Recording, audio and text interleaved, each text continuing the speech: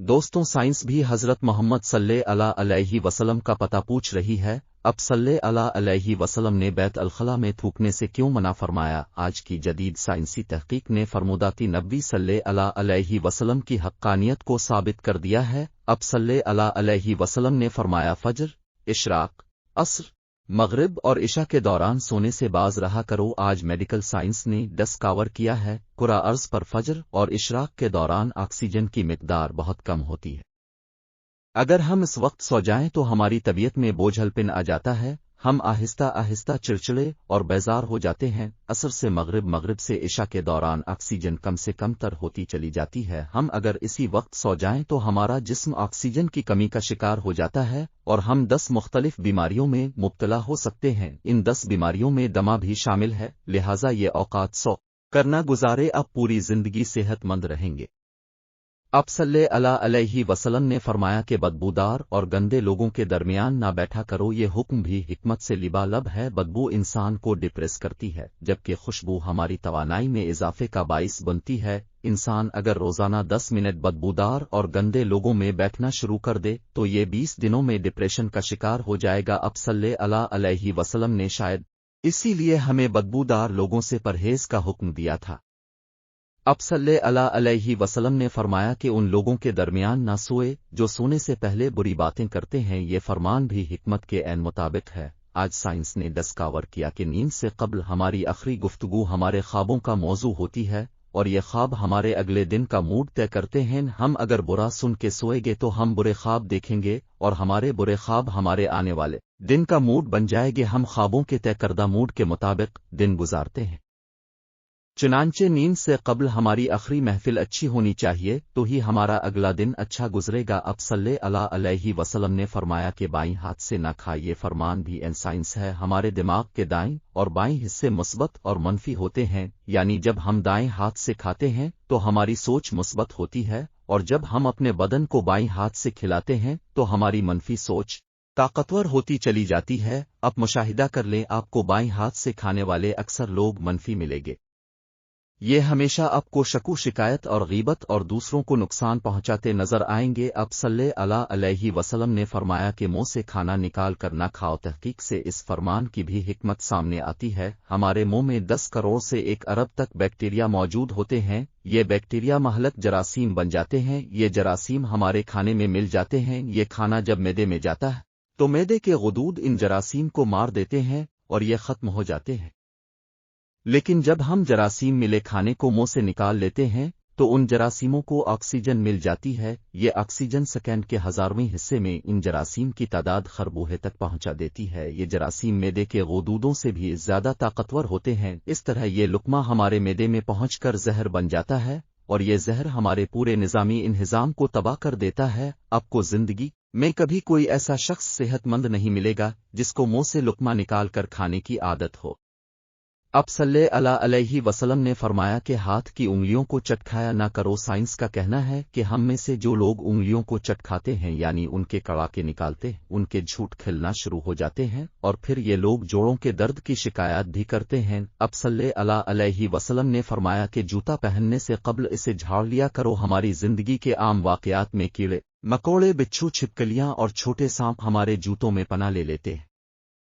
ہمارے بچے بھی جوتوں میں کیل، گاندے، بلیٹ وغیرہ پھینک دیتے ہیں، تو جب ہم جوتا پہنتے ہیں تو ہمارے پاؤں زخمی ہو جاتے ہیں یا پھر کیڑے مکوڑے ہمیں کاٹ لیتے ہیں، لہٰذا جوتا پہننے سے قبل اسے جھاڑ لینا چاہیے۔ اب صلی اللہ علیہ وسلم نے فرمایا کہ نماز کے دوران آسمان کی طرف نہ دیکھو۔ یہ فرمان بھی درست ہے۔ آسمان میں ایک وس آنکھ ہے، یہ وس آنکھ ہمیشہ ہماری توجہ کھینچ لیتی ہے۔ ہم جب آسمان کی طرف دیکھتے ہیں تو ہماری توجہ بٹ جاتی ہے۔ ہمیں توجہ واپس لانے میں ٹھیک ٹھاک وقت لگتا ہے، جبکہ نماز کے لیے یکسوئی درکار ہوتی ہے۔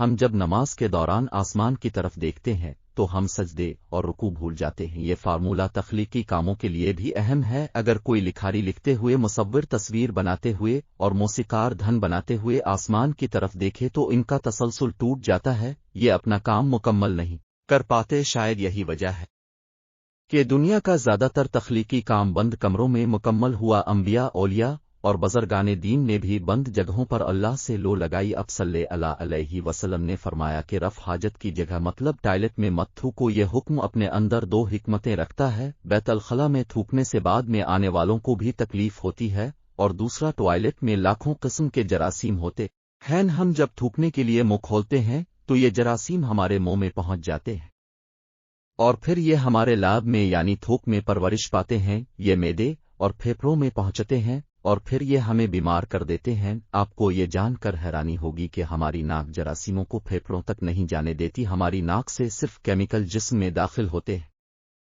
جراثیم زیادہ تر منہ سے بدن میں اترتے ہیں اور ان کا بدن میں داخل ہونے کا سب سے بڑا ذریعہ بیت الخلاء یعنی ٹوائلٹ ہوتے ہیں۔ چنانچہ اب ٹوائلٹس میں لمبی لمبی سانسیں لینے، تھوکنے، گانا گانے، آوازیں دینے اور موبائل فون پر بات کرنے سے پرہیز کریں، آپ کی صحت اچھی رہے گی۔ نبی کریم صلی اللہ علیہ وسلم نے فرمایا کہ لکڑی کے کوئلے سے دانت صاف نہ کرو۔ ہم میں سے بے شمار لوگ کوئلے سے دانت صاف کرتے ہیں، کوئلے سے ہمارے دانت وقتی طور پر چمک تو جاتے ہیں لیکن یہ بعد ازاں مسوڑے بھی زخمی کر دیتا ہے، یہ دانتوں کی جوڑیں بھی ہلا دیتا ہے اور یہ منہ میں بدبو بھی پیدا کرتا ہے۔ لکڑی کا کوئلہ سیدھا سیدھا کاربن ہے، یہ ہائیجینک بھی نہیں ہوتا۔ اب صلی اللہ علیہ وسلم نے فرمایا کہ ہمیشہ بیٹھ کر کپڑے تبدیل کیا کرو، اس میں مصلحت ہے یہ ہے کہ ہم میں سے اکثر لوگ شلوار پتلون پاجامہ پہنتے وقت اپنی ٹانگ پسا بیٹھتے ہیں اور گر پڑتے ہیں۔ ہم میں سے ہر شخص زندگی میں کبھی نہ کبھی اس صورتحال کا شکار ضرور ہوتا ہے، بالخصوص بڑی عمر کے افراد کو اس حوالے سے احتیاط برتنا چاہیے۔ اب صلی اللہ علیہ وسلم نے فرمایا کہ اپنے دانتوں سے سخت چیز مت توڑا کرو۔ ہم لوگ اکثر بادام، اخروٹ یا نیم پکا گوشت توڑنے کی کوشش میں اپنے دانت توڑوا بیٹھتے ہیں۔ دانت زندگی کا اہم ترین حصہ ہے، شاید اسی لیے اب صلی اللہ علیہ وسلم نے دانتوں کو سخت چیزوں سے بچانے کا حکم دیا ہے۔ ناظرین،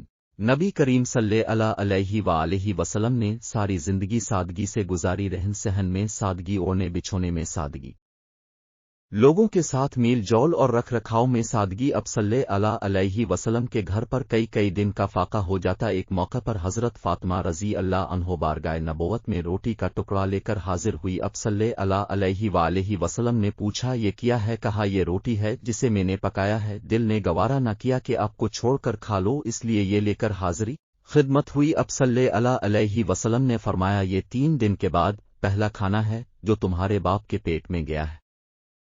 کبھی اب صلی اللہ علیہ وسلم کے دسترخوان پر 2 قسم کے کھانے جمع نہ ہوئے، اگر روٹی تناول فرماتے تو اس کے ساتھ کوئی اضافی چیز نہ ہوتی۔ کبھی اب صلی اللہ علیہ وآلہ وسلم پر ایسا فاقہ ہوتا، بھوک کی شدت سے پیٹ سے چپک جاتا۔ غزوہ خندق کے موقع پر حضرت طلحہ رضی اللہ عنہ نے کھدائی کے دوران حضور اکرم صلی اللہ علیہ وسلم کے پاس آ کر بھوک کی شکایت کی اور اپنا پیٹ کھول کر دکھایا، اس پر ایک پتھر بندھا ہوا تھا۔